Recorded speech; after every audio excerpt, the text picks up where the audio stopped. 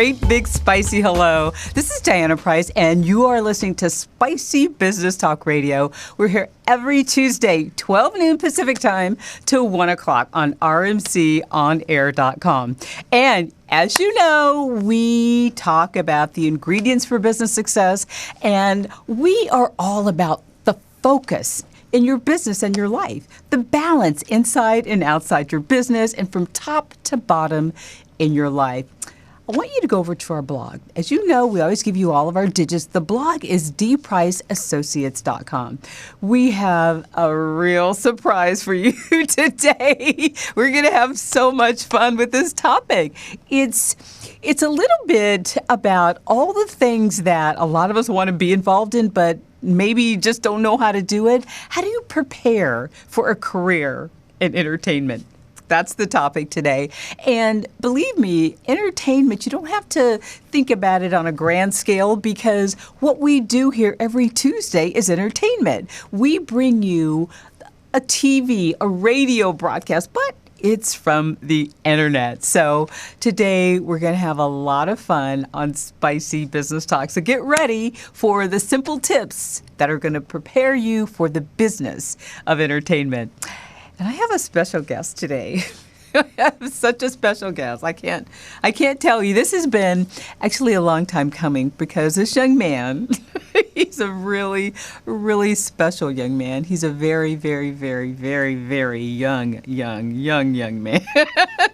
But at the same time, he's so priceless. I really have a very fond place for him in my heart.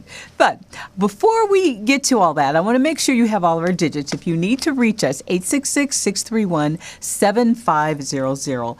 That's if you need to call us, if you need to schedule us to speak to your group about all the things that we talk about here.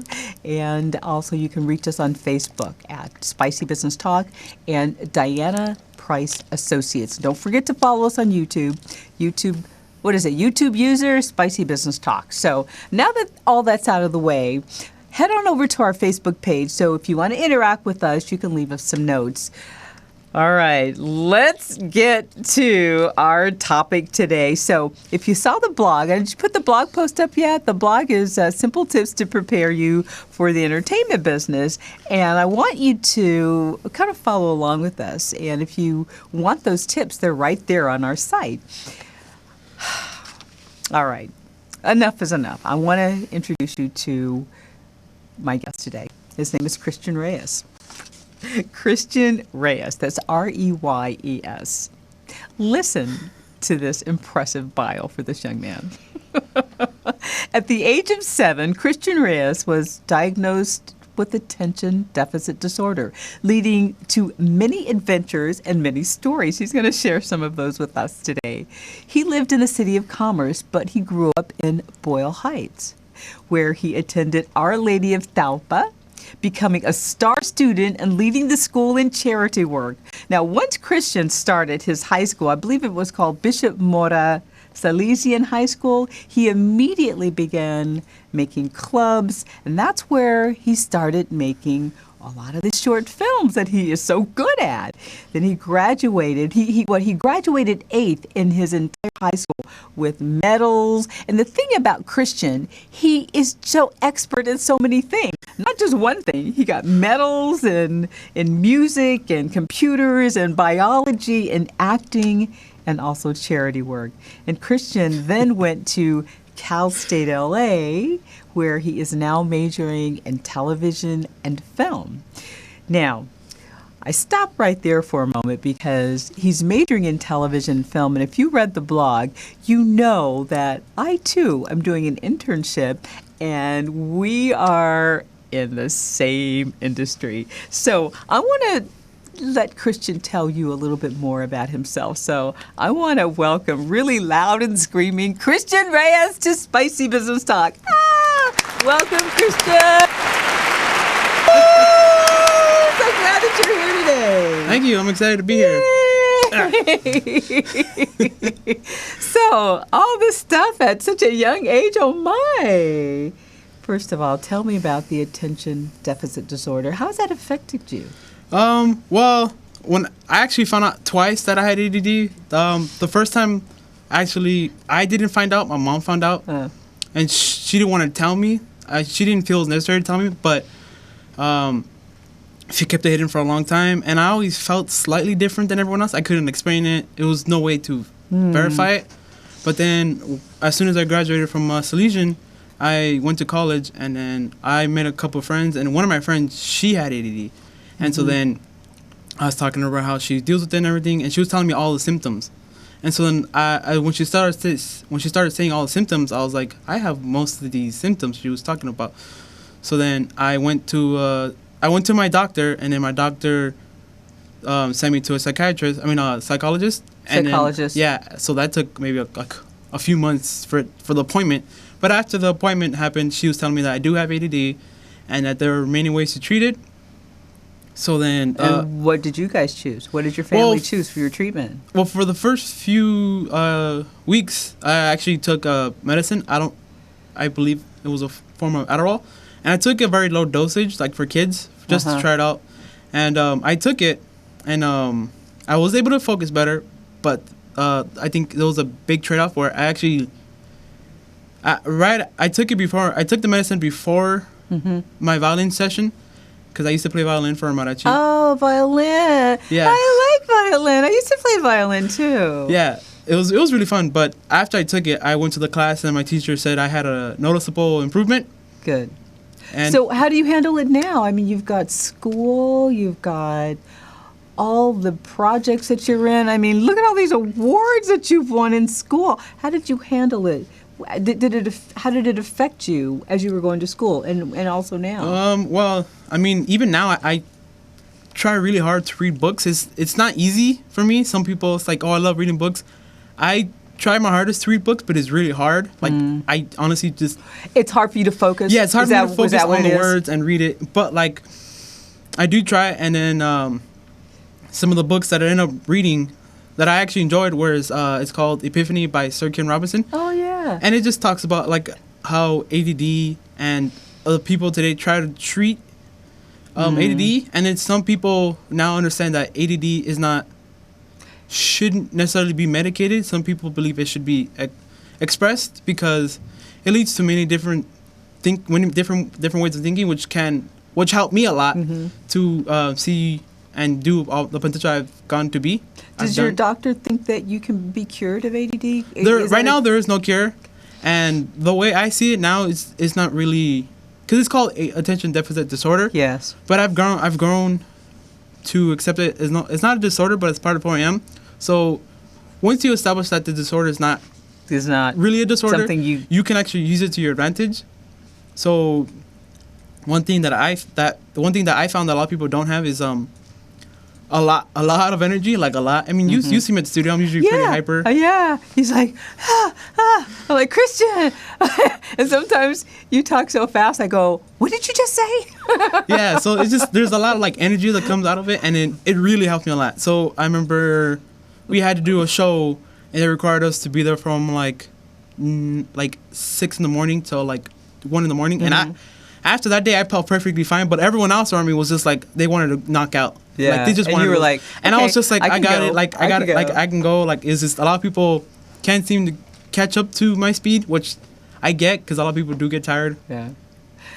Now, so that's a perk, like, having all the extra energy. Yeah, it is a perk. It is a perk. And you look like you're handling amazingly well. I mean, it doesn't seem to affect you at all. In school, you're just, jovial Christian that's always, cracking jokes and, making fun of the other kids and all that. I don't make fun of other kids. I don't know about you. Making jokes with the other kids, I should say. That's better. Making jokes with the other students is what he says, what he actually does. And it's so funny sometimes that I just have to look up. I get so distracted and I just laugh and I laugh and I laugh. And I can't concentrate because these kids, I call them kids, are so funny. They are so funny. But anyway, tell me a little bit about how you decided about television and film. How did that come up in your life? Well, when I went to Cal State LA, I actually didn't even... When you went, he said Cal State LA. Did you see how fast he said that? Yeah. Cal State. When he went to Cal State LA. I originally went as a biology major because I do love animals. As a biology major? Yeah. Got and it. so then the only issue I had with that is because we've done an animal doctor shows that I'm allergic to the animals. I never knew that. You're always handling the pets so Yeah, nicely. and then I had to like go and like just sneeze it out later on. But it was, I'm allergic to animals. So then I was thinking about, because I came in as a biology major, and then my freshman year I was doing biology stuff, and then biology. I was thinking back to when I was in high school, when I was in elementary school, that when I was in elementary school, my teacher would always say, "Oh, you could do an essay, or you could do a short movie." And as a kid, I was like, "No, I'm gonna do the movie." Oh, so movie! That sounds great. A lot great. of people chose to write essays because they thought it was easier, and it probably was easier because you only had to write like it was elementary school, so like a page and a half of like an essay. We were kids, but for me, filming took way longer, but it was much more fun. So, what was your first film? My first film that I remember, we had to do I shot a short film off of my childhood favorite book called Where the Red Fern Grows, which is about an owner and his dog. How long was it? The short film ended up being like 5 minutes. Okay. So it was just me, my friends, and it wasn't like a little handheld camera. I didn't know how to edit back then, so I just hit record, did the scene, stop, went to the next scene, record. So you could tell in the video like there was just like all this. Do you have different chapters? Yeah, no, like it was just choppy because like we were kids, and we ended up shooting for like 2 days with my friends. Nice. And Did you have? We had a blast. Like my teacher, she showed it, and I remember when I showed that video to my teacher, she was like, "Oh, Christian, like, why don't you become a director?" I remember her saying that. It just stuck in my head, like one of those moments, like, "Why don't you become a director?" Yeah. So I was like thinking, "Why don't you become a director?" Yeah. And so that's still in the back of Christian's mind. Yeah, it's always been in the back of my head. Become a director. And it didn't cross my mind. And then once I got into high school, I learned how to edit, and I ended up making a film. Well, not a film club. It was more like a news club. Because my school didn't have like a reporting thing. Okay. So you developed like a news reporting club? Yeah. So it was a mix. Newspaper? No, it was film. Like we shot a film. Because my school didn't have that thing. Film project. Yeah. So I made it with my friends, and we basically shot like football games. We shot like funny commercials with Dos Equis. But with my Korean friend, we shot ones where my friends rate games. Like it's just a bunch of different things. And then my amazing teacher, his name was Luis Marquez. He was the one that actually sponsored us because my school did not have any type of funding coming to our club. Oh, okay. And so he was so cool. He got us the cameras. He got us the green screen. He got us the cameras. Wow, that's cool. Yeah, the editing. He just brought everything. Cool. He was just a big influence on me. And so you started. Yeah, I actually started camera funning and filming and doing fun stuff like that as a kid. How old were you about? Well, the club, I started it when I was senior. So a whole year. But like it was the year before. I was talking to my teacher about like we should probably do this, and this, and we didn't. At the time, he didn't really have the time to go and do it. But then the following year, he was like, I have time now. We can do the club, and that's when we did the club. So you mentioned a couple things. You mentioned that you shot the film, you did a couple of days, you did the recording and all that, and your teacher said that you should become a director. So of all of the things that you've done the camera work, right? Yeah. You've done camera. Yep. You've actually made the content. Well, I didn't ask you who were your subjects. Did you go and have subjects? Did you use your friends as subjects? What was the topic and the subject? How did you decide what you were going to film? Well, most of the stuff revolved around school events. So we ended up. I was in high school, so we didn't get official like actors because it was in high school. It was me and my friends. Your friends, were the subjects of the film. Predominantly, most of me and my friends. So, where do you think you're going to go with? Well, first of all, before I ask you that question, you are involved in an internship. Yep. Tell us about that. Well, right now, it's not really an internship. It's more of an apprenticeship. Yeah. So right now we work. Me and you, we work under Del Layden, and basically. Yes, we do. Basically, he was going to say this one over there too. Yeah, the audio guy too. The audio guy too. And basically, it is a studio. We do put content on the channel. It does air. Right. And the channel is Landmark TV. Yeah, Landmark Television. City of Commerce. City of Commerce. And the studio itself is it officially only has 2 workers. Daryl Layton and Joe Sandoval. So there is. It requires a lot of people. So then they opened up the internship or the apprenticeship. And then there's 3 tiers.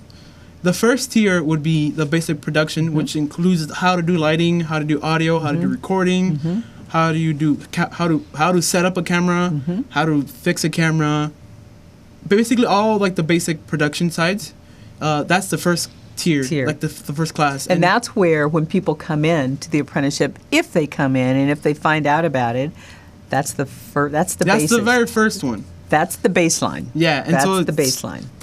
It's the hardest one to get into because that one you get a background check. Yes. You have to go inside the studio, turn in the application form. You have to call a couple days later to say, I want to get my fingerprint scanned. So you got all your fingerprints. If you take something, you're in trouble. Yeah. So they just don't let anyone in. But they usually, if you're not like a criminal, they usually let you in. Right. And then after the application, they tell you can come in within like a week or two. After all that's done, it probably takes like a week or 2 to get in. And then once you're in, you're in. After that, there's 2 more tiers.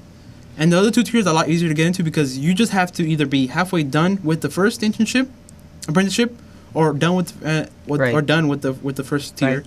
After that, you have an option of either going into the editing tier, which teaches you how to edit, teaches you how to fix footage when someone messes up. Yeah, how cool. Yeah.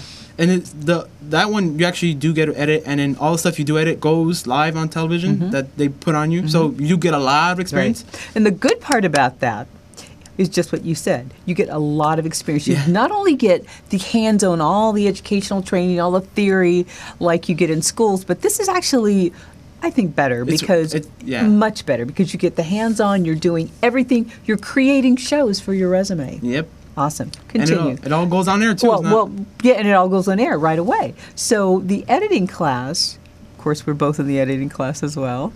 But before we talk a little bit more about the structure of this apprenticeship, which is really amazing, we're going to take a short break, and we're going to come back with Christian Reyes. This is Diana Price, and you're listening to Spicy Business Talk